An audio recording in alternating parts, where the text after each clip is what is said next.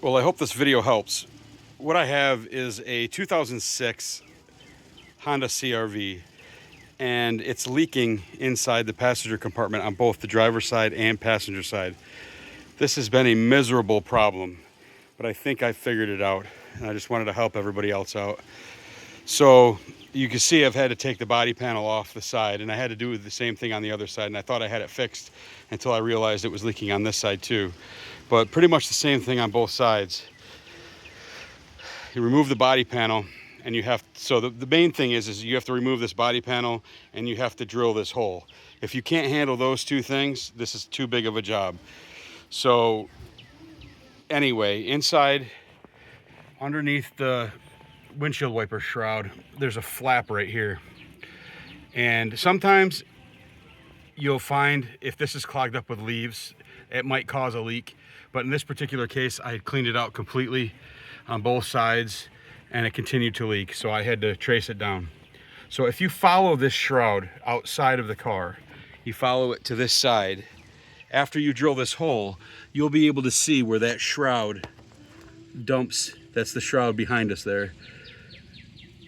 And it dumps onto this little spout, kind of. When you're looking inside the hole there's like kind of a spout. And the water comes right down from the flap, comes across that spout, and then it goes across the bottom of this spout, and it gets in between the spout and the body panel. And I don't know if you can see there, but I've already caulked it already, unfortunately, so I can't show you the gap. But I guarantee when you cut that hole and you look in there, there's going to be a gap between this this spout right here and this body panel. There's going to be a gap between there. And the water, just by capillary action, follows that spout, goes across the bottom of the spout, and feeds right into that gap. And then it goes right into the body panel. It goes right between the body panels, and it goes right into the floorboards via above the glove box.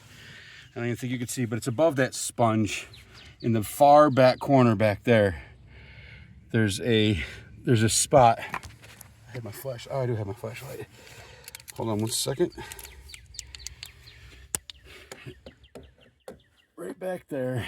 I don't know if you can see or not, but you can see that rust spot right there. It's kind of like a Y in the back. Let me see if I can zoom in, see if that can help.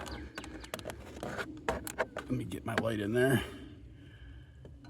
But you can see that rust spot back there, right above my flashlight tip right there. I'm kind of pointing to it. Right there. That rust spot in the very back. You can see it's like a yellowish caulk, and then there's a dark spot right there. That's where the water's coming in. So that is from that spot right there. So basically you have to remove this body panel. There's a pile of, there's like 3 or 4 screws across the top up here. There are a couple screws. There's a screw here up at the top, at the very top up here inside the door jamb.